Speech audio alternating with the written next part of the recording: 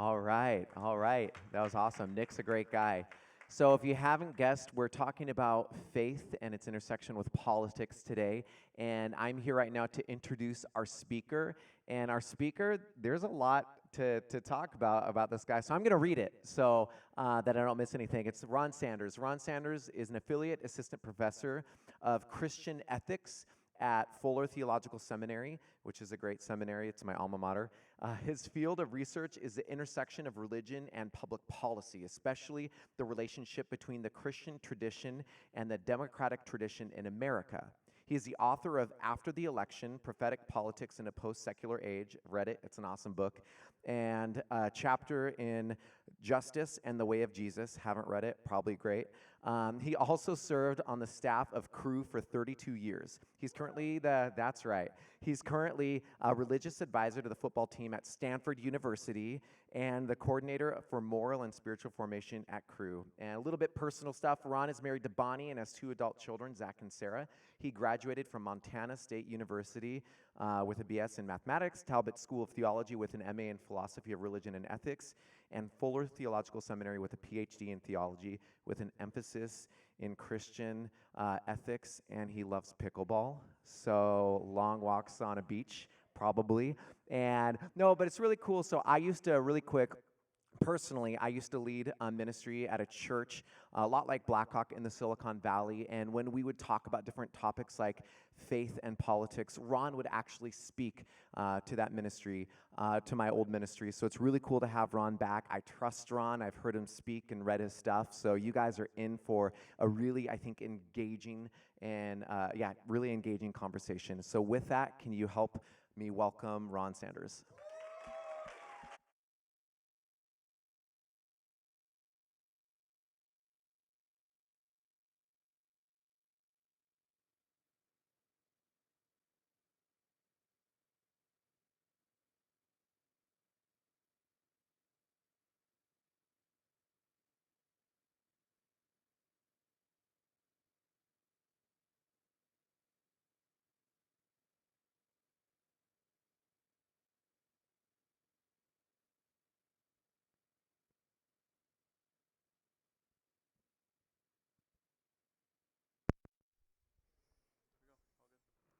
We're good now. Okay. Isaac's a man. I was telling these guys that work the table back there, the sound table, my fundamental belief is that Satan lives in audio-visual equipment, and there are certain gifted people. I'm not one of them, but there are certain gifted people that can just cast him out, and Isaac is one of them, obviously. So I was saying that I have a good friend who's a professor here at the business school. We knew each other from Stanford. He was a professor at Stanford while I was on staff with Cru at Stanford. And we would play noon ball and we'd play City League basketball together for several years. Our families became friends. Our sons are the same age, went to the same school, played on several early sports teams before they moved out here to teach at the University of Wisconsin here. And so I had breakfast with him when I got into town on Monday morning. And he said, "Well, why are you in Madison? Are you famous now?" And I said, "I was always famous. Um, no, I just know Michael Napstead, and he's famous. And so I get to come out here and to be with you all, which I'm really looking forward to this evening when we talk about faith and politics." I started my PhD in Christian ethics with a question and a hypothesis. The question came from my experience as a Cru staff at Stanford University. Most of my conversations of the last 23 years have been at Stanford with faculty, with students, with people, with athletes, with people who are on campus. And what I found was that when I talked to them about Jesus, they were usually neutral or positive. And then when the conversation turned to Christianity as a religion or Christianity as a religious tradition, their perception was negative. And so the question that I started off was, where did this gap come from? If Christians are supposed to be followers of Jesus and they have a positive perception of Jesus, then why are they having why is there this gap between their perception of Christianity as a religion? And this generally reflects the trends in America. People are kind of moving away from religion. It doesn't mean that they're not spiritual, but they're just moving away from their religious structures and kind of trying to piece together their spiritual lives. And so where did this gap come from? And then, of course, how do we bridge this gap? Right? How do we bring this gap back together? And my hypothesis was maybe we as Christians, our approach to politics contributed to this gap. And especially for me, I identify as an evangelical Christian. Maybe we as evangelicals, in the way that we've approached politics, contributed to this gap. James Hunter, let's see if I can work this. Nope, I can't. Yep, there you go. Wrote the book To Change the World. Inside the book, he said this: "It would be salutary for the church and the leadership to remain silent for a season until it learns how to engage politics and even talk politics in ways that are non-Nietzschean." What Hunter means when he says that Christians talk about politics in a Nietzschean manner seems to be pointing to something more than politics, right? It includes politics, but it points to something more, and it's how Christians talk and use power. Talk about and use power. But I wasn't necessarily convinced that we needed to stay quiet, like Hunter suggests, until we get it all figured out, because I'm not sure we're going to get it all figured out. And that's okay. Politics is really important. There's a lot at stake when we talk about legislative issues in our country and in our states. And so I don't know that we need to be quiet, but maybe we need to think about how we have these conversations. So I set out to do my PhD in this field, right, and to do some research on the role of religion in American public policy, especially the relationship between the democratic tradition and the Christian tradition in America. Some assumptions as I started, just so you know. I take the scriptures and took the scriptures to be authoritative to my life and faith. So they matter in this conversation. I'm one of these evangelicals that I have a hypothesis about, right? And I consider my own faith to be important and personal to me. So this wasn't just some detached research. We can do that. We can do detached research, but for me, this wasn't something that was detached from my personal life and my faith. And because of my own experience at Montana State University, when I was a freshman, is when I came to faith in Christ. I came to faith through some football players. They were interesting. They had a pretty vibrant faith, and they were funny. And that's all it took for me to say yes to Jesus, when they explained what it meant to have a relationship with him. I had a fairly religious background, architecturally Christian background. And so it wasn't a difficult thing for me to say yes to Jesus. And I want, and Christ transformed my life from that point forward. And so I want people to experience that same transformative process of the good news of the gospel in their life without maybe some of the cultural attachments that get attached to Jesus. So I want people to consider Jesus on his own terms. So that was one of my second assumptions. The third one is I think politics is really important. It shapes the way we think about and live our lives. So not participating especially when democracies invite us to participate, does not seem to be an option to me. And then fourth, there are other forms of government that don't invite its citizens to participate in the process of defining the good and how those goods get distributed justly to its citizens. So a public theology from a Christian perspective has to be applicable to those forms of government too. It can't just apply to democracy, because democracy is never mentioned in the Bible as a governmental structure. No governmental structure, especially in the New Testament. Well, I'll take that back. Governmental structures are mentioned in the Bible. There's no one prescribed in the New Testament as the right one to be. The New Testament just assumes and is written towards Christians who are living in the Roman Empire under the dictatorship of the Roman Emperor, Caesar. And so any public theology has to, or political theology has to be applicable to any form of government, right? And so those were the assumptions that I was working with when I started my research in my PhD program. Okay, so off we go. Here, let's just talk about this. The New Testament does not say very much about government. Honestly, it says a lot about the world, but it doesn't say much about specific styles of government. It just assumes the ubiquity of Rome. And how do you live faithfully to Jesus in the Roman Empire? So one of the challenges is we have to draw that forward to our own context, right? We have to draw these ancient documents and what they wrote to the Christians in that time, and we have to bring it forward to our time, and we have to apply it in our time. Okay, and so let me just do a little bit of context. I'm a professor, right? A little nerdy. Even though I love sports, I'm a little nerdy. And so, a little historical context is going to help frame this, hopefully for you all too. One of the challenges is the first century church that was forming around Jesus begins in the Jewish context. In Jerusalem, right? In and around Israel.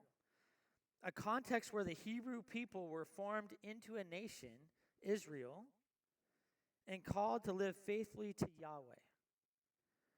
The laws and the wisdom literature of the Hebrew scriptures were given to govern that nation in order to be a witness to who God is through their obedience. In Deuteronomy chapter 4, verse 5 through 8, this is what it says about the laws. See, just as the Lord my God has charged me, I now teach you statutes and ordinances for you to observe in the land that you're about to enter and occupy. You must observe them diligently, for this will show your wisdom and discernment to the peoples, who when they hear all these statutes will say, surely this is a great nation, is a wise and discerning people. For what other great nation has a God so near to it as the Lord our God is whenever we call to him? And what other great nation has statutes and ordinances as just as this entire law that I'm setting before you today? Without going into too much detail, the surrounding nations of Israel were supposed to watch Israel and see how they interacted according to these laws and this wisdom from the scriptures, and they were supposed to be attracted to Yahweh, to God of Abraham, Isaac, and Jacob, right? And so they were a nation among the nations, right? And that was how they were supposed to live faithfully to God. Well, they had several forms of government. They started off with judges, right? They didn't quite like that as much because all the other nation had kings. So they asked God for a king. And God said, I'm your king, but I'm going to give you a king. I'm going to give you what you want, even though I'm supposed to be your king, right? And so then there's some successive kings. There's Saul, and there's David, and there's Solomon, and then a bunch of successive kings, some who are faithful and some who are not faithful. Israel then goes into exile they're taken captive by Babylon, and then they're allowed to come back in around 539 into the land that they once occupied. And but their return was incomplete because still the Persian Empire was over them. Then the Greek Empire was over them, and then the Roman Empire was over them. So they never had quite the sovereignty that they once had in their own land, right? And so that's where we pick up the story in the Gospels. Is Israel has been in exile. They're back in their land. They're building a second temple. That's why in some of your religious studies classes it's called Second Temple Judaism, because they're building a second temple. So they're kind of in the land. They kind of have a temple. They have their people marked out by their ethnic and cultural heritage, but they don't have sovereignty over their state yet. And they're trying to navigate what that looks like when they don't have sovereignty over their political environment. And there's 4 reactions to that by people in Israel at that time.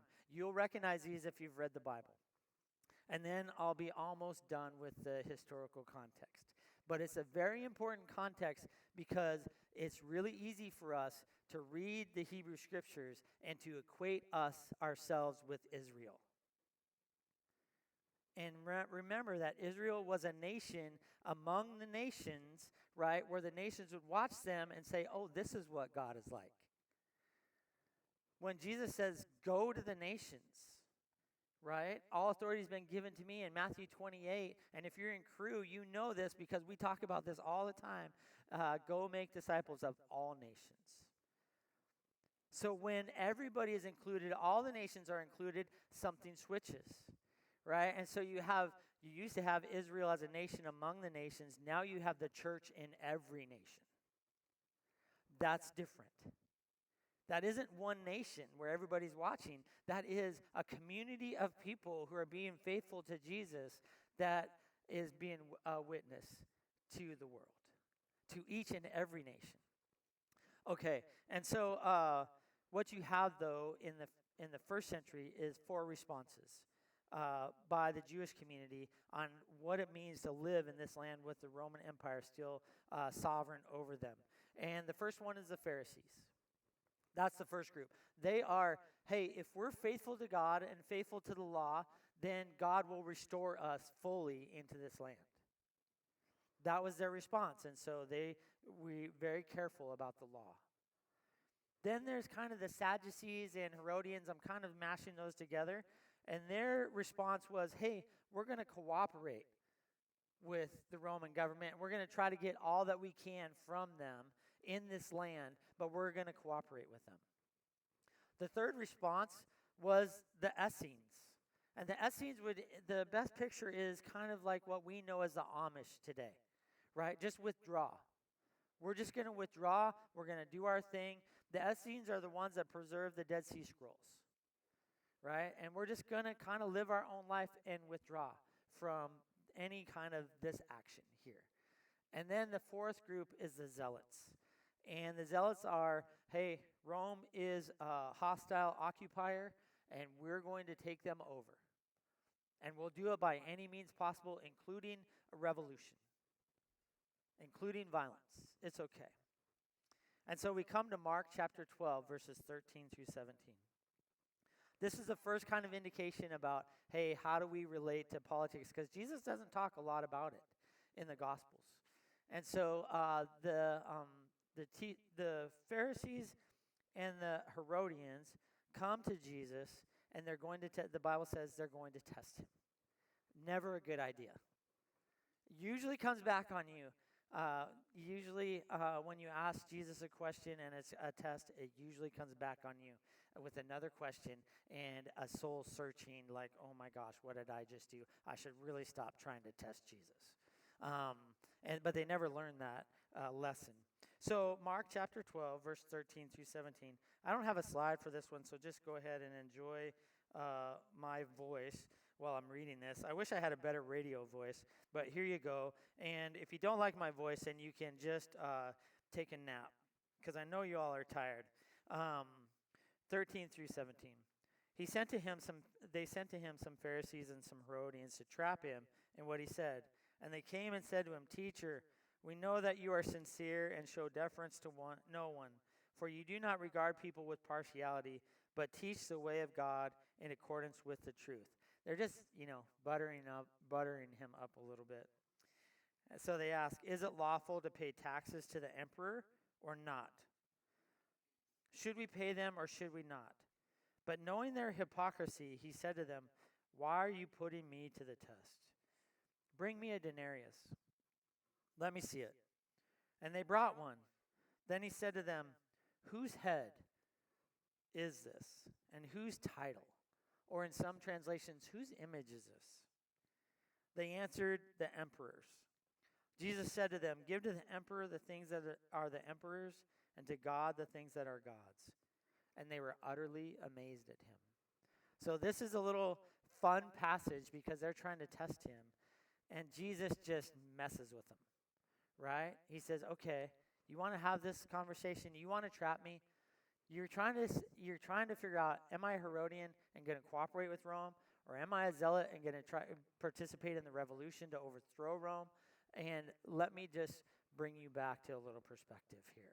And so he says, whose image is on this coin? Right? It's genius. And they say, let's see, can we get there we go. Here's a denarius. And they say, of course, it's the emperor's image. They pull a coin out of their pockets. I don't know where they had.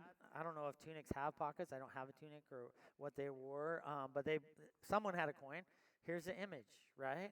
The emperor's image. But as soon as Jesus said, whose image is on this coin, they're done. Because any good standing Jew who had any knowledge of the Torah, right, would know that in Genesis chapter 1, 26 and 27, it says that God created humankind in his image. In his image, he created them, male and female. And they're like, oh no, we know what's going to happen now. We're all done. So he says, okay, there you go. Give Caesar what's his, this little tiny image that's in your hand. Give God what's his image, your entire self. Right? And I love how my pastor puts it. He's right-sizing their perspective. They're trying to trap him, and he's bringing them God's perspective on who they are. Right? Give Caesar this little image. It's okay. But give God your whole self. Now, so he passes this two-party test. When he's right-sizing our perspective, this is what I think this means. So the first principle when we're talking about the role of church in democratic politics is, and really in any political system, is that we are small c citizens in whatever country that we have citizenship in or we're a guest in, right? We're capital C citizens in the kingdom of God. That means that we have a small h hope in what politics can accomplish or government can accomplish, and we have a capital H hope in what God can accomplish. Jesus is putting us in perspective and putting politics in perspective. But in order to be a small c citizen, so he's saying you're a small c citizen here. You're inside the Roman Empire. They weren't actually citizens of the Roman Empire because they had very strict, criteria for citizenship. Paul was a citizen of the Roman Empire, but a lot of people weren't. But what he's saying here is that when you participate, you have to understand, okay, what is the role of this governmental institution, and then how are you involved in it, and what does it mean to be faithful to Jesus in it? And so if we can we'll go to Romans chapter 13, because Paul kind of articulates this a little bit more. Peter does it and basically repeats Paul in 1 Peter chapter 2. But Romans 13 has a little bit more texture, and so we're going to look at that passage. It's, again, a little bit long, and so, just whatever you need to do. This can be a commercial. It can also, just rest a little bit. It's okay. I don't mind if you fall asleep. It just means you're tired. So just go ahead, fall asleep. If your person falls asleep next to you and they start snoring, just, elbow them. Say, hey, you're snoring, right? I always, those planetariums, okay, this is just for free. The planetariums, where you listen to music and look at the stars, I tell my neighbor, whoever it is, I try to sit between my family, but I always tell them, hey, I'm out. The first time they turn off the lights, I am out. I fall asleep everywhere. And so just know, my kids started an Instagram account. I think it's Dad Naps 1 or something. They didn't do very much with it, but they always take pictures of where I'm napping because I can fall asleep anywhere. Okay, Romans 13. That was for free.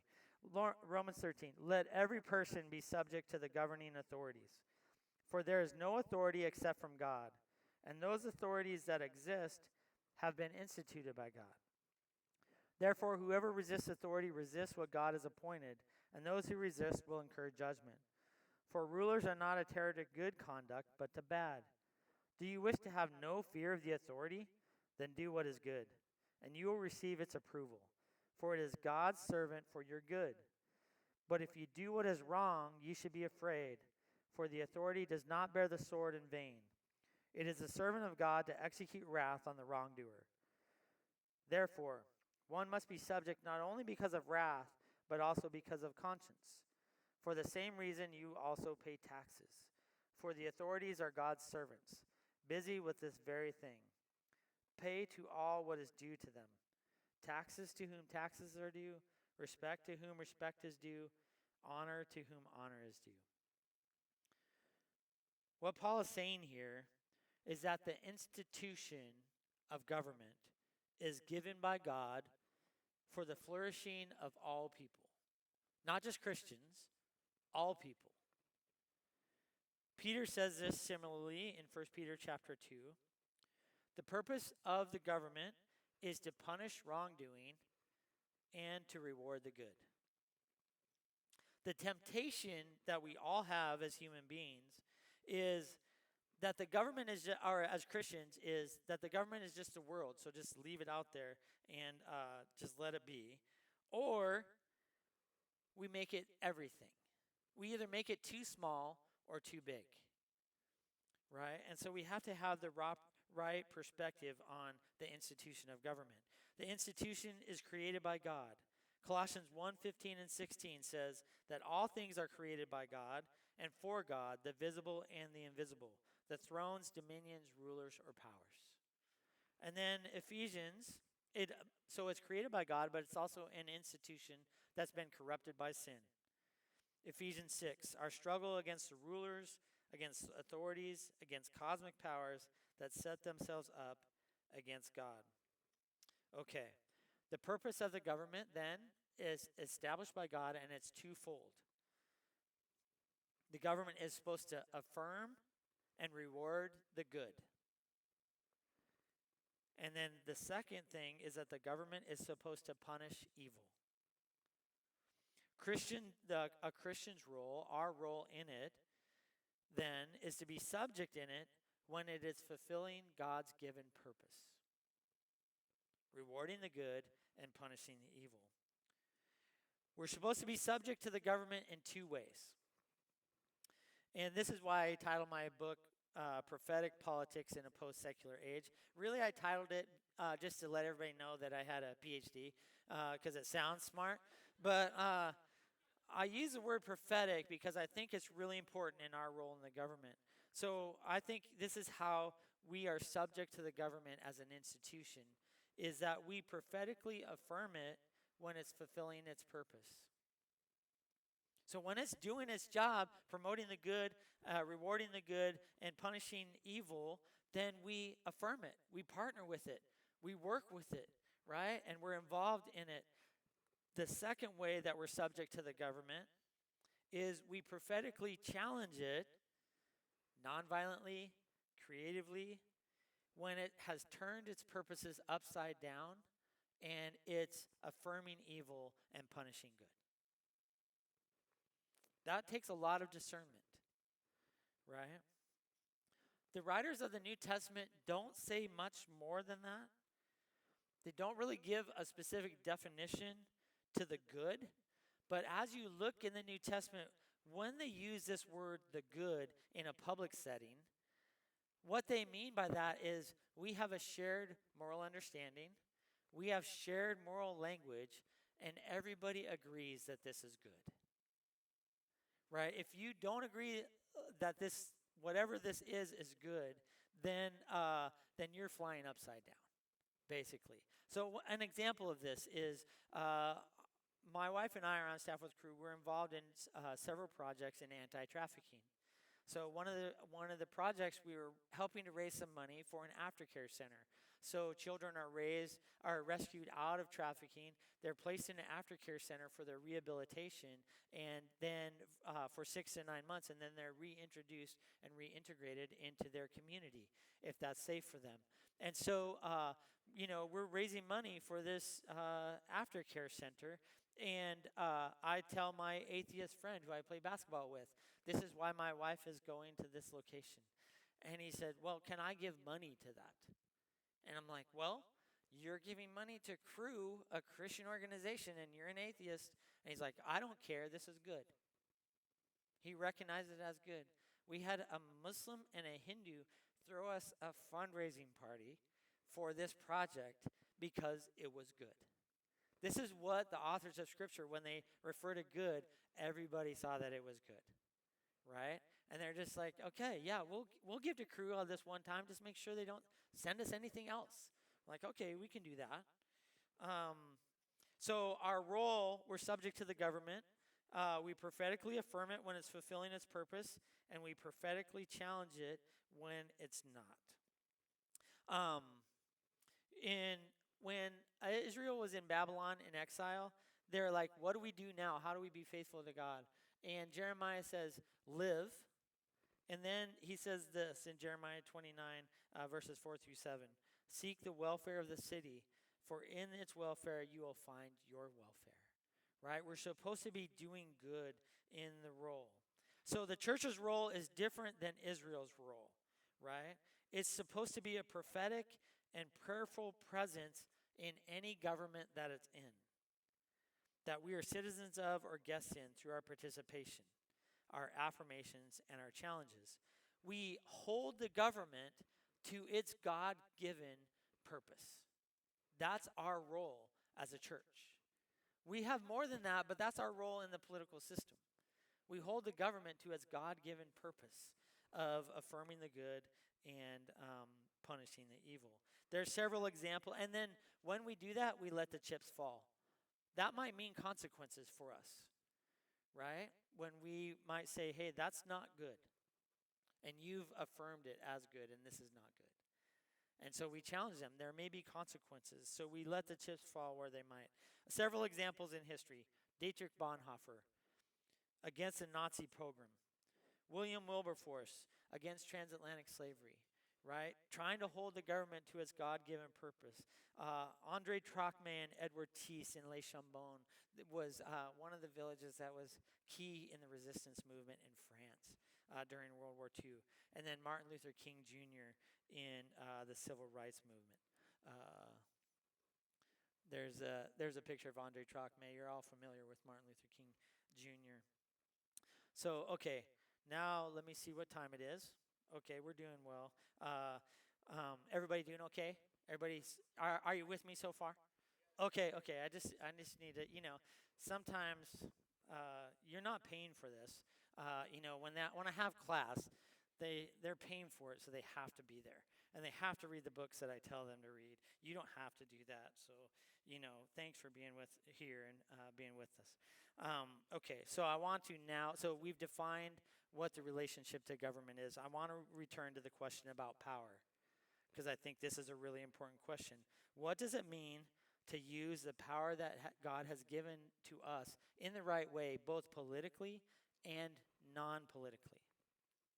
I titled my book After the Election because if I didn't have an academic subtitle, I wanted to say, this is when the real work of the church begins.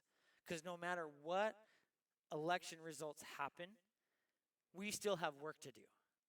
It doesn't mean the church's work is over. The church's work has just begun because the government's going to start shifting and focusing on different things after every election. And we need to shift and focus, because I'll say why it's important for us to be a part of democracy in a minute, but it's really important for us because democracy as a tradition is a thin tradition. It doesn't have the virtues to carry itself forward. It's kind of set up that way, so it needs another tradition to complement it. And I'll say why that is in just a minute or two, but I want to talk about power. And the first place that I'm going to go is Mark chapter 10, verses 35 through 45. This is the disciples, James and John, recognizing that Jesus is doing something really cool. And so they're like, hey, something's going down here. I want to be a part of it. Can you put us at the left and the right when you come into your kingdom? The places of power and prestige, basically, when you establish your kingdom. They see what's happening here, and they're like, yep, okay, we just got one question. Can you do this for us? Right? And then the other 10 disciples get mad at them. And I don't think they get mad at them because they understand everything what's going to happen. They get mad at them because they asked first, basically. That's what I think. It makes sense to me in this passage, but But they asked Jesus this question. And he's like, you're not sure what you're asking here. And so here's Mark chapter 10, 42. Sorry, it's 36 through.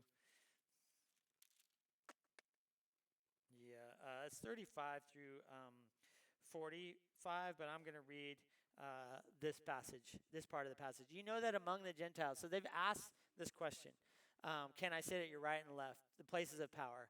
You know that among the Gentiles, those whom they recognize as their rulers lord it over them, and their great ones are tyrants over them. Notice, over them, right?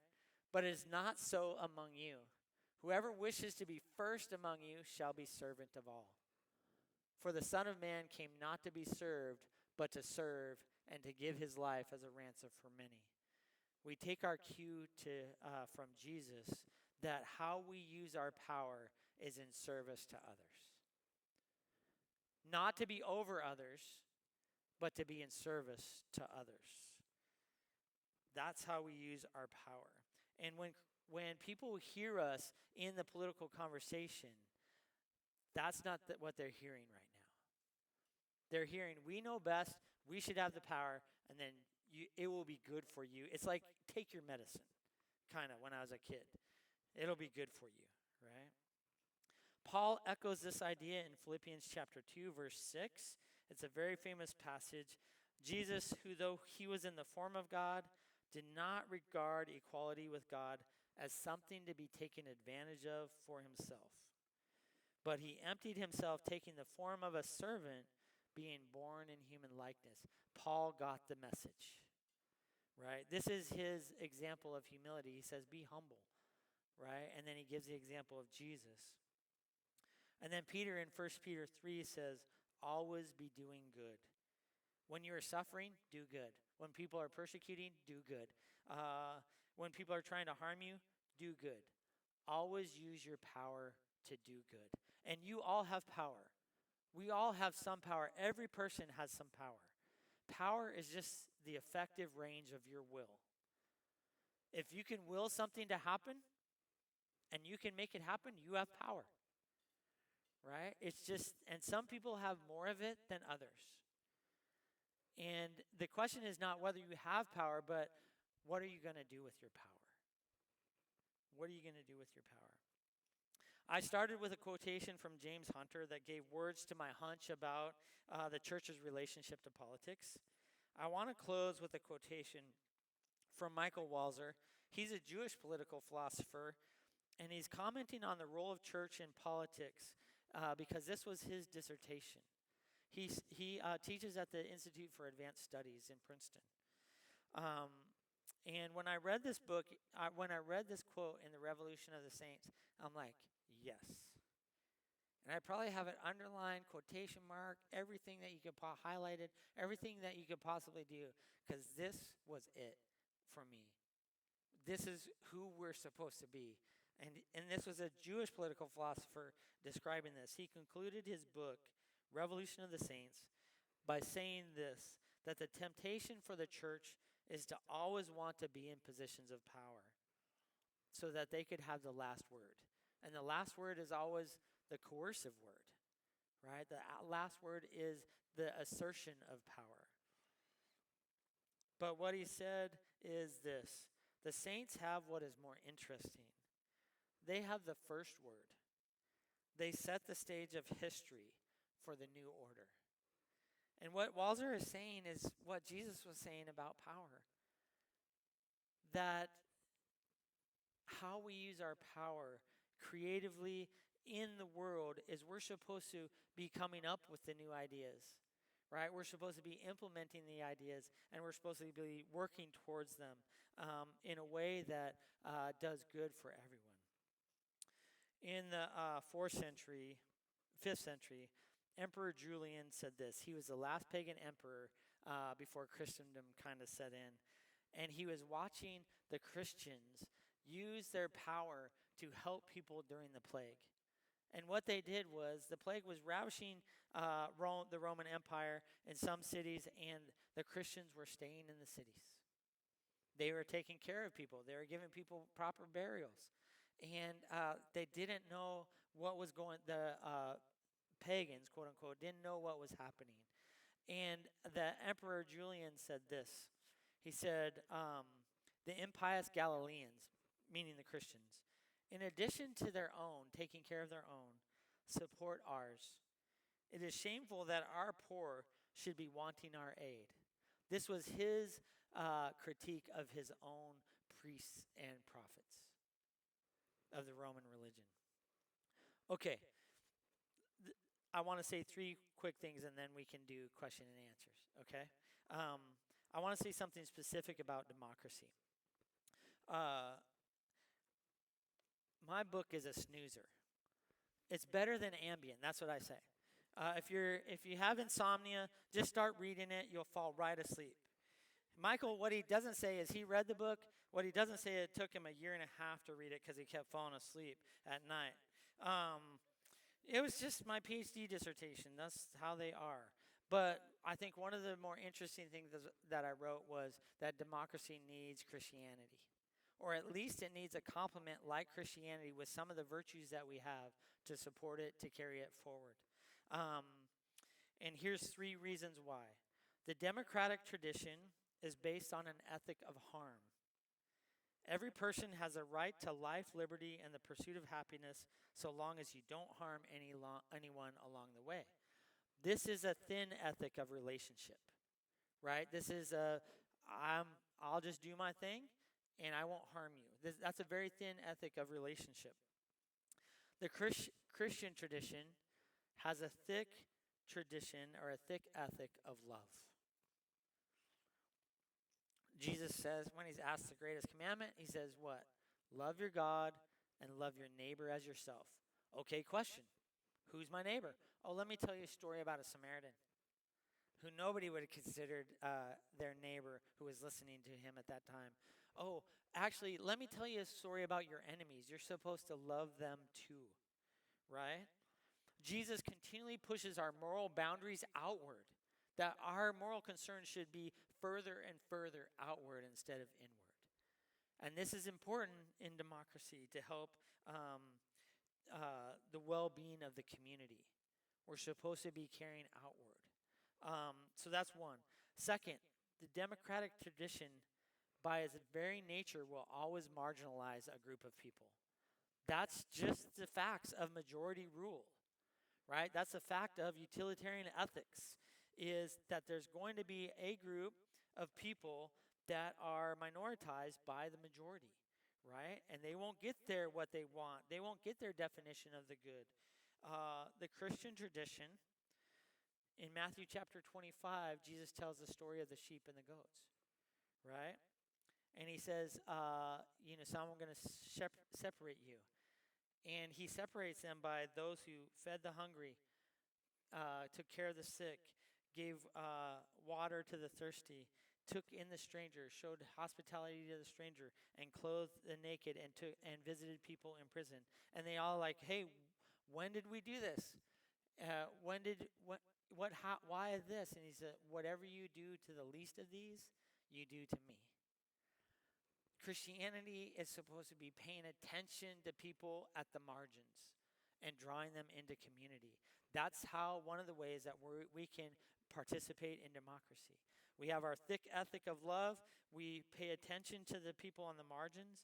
And then finally, the democratic tradition by its very nature invites its citizens, everyone, you're all invited into the conversation about, hey, what's good? What about this legislation? How do we distribute these goods to everybody equally, right? How do they get distributed justly? It doesn't have a mechanism to solve moral disagreements except for through power of legislation and politics, right? Through coercion. It coerces you. Once the majority is there, it coerces you into behavior. But the problem is, as societies get more diverse, this becomes more difficult because we don't have the same shared moral understandings and we don't have the same shared moral language. And so it's very difficult to solve our disagreements apart from the power of politics, right? And then what we've just said, that Christianity has a different view of power. It's not, hey, I need to get the power so I can be over everybody, so I can legislate what I think is the good. Christianity is like, hey, I have some power. I'm going to get under people and serve them in order that they can flourish. And so Christian morality is not necessarily it's not necessarily supposed to be legislated from the top down. It's supposed to be adopted voluntarily from the bottom up. Okay. I'm going to say this last thing. This is why you need to be a Christian. And this is why democracies need you to be a Christian. You can be a Republican, you can be a Democrat, you can be an independent. But those are small C loyalties, right? Those are small L loyalties. You need to be a Christian for democracy to flourish because you need to be prophetically involved in affirming it when it does good and prophetically involved in challenging it when it flips its God-given mandate. And then you need to be creatively using your power for the good of the community. Okay, in famous Forrest Gump words, that's all I have to say about that. Yeah. Okay.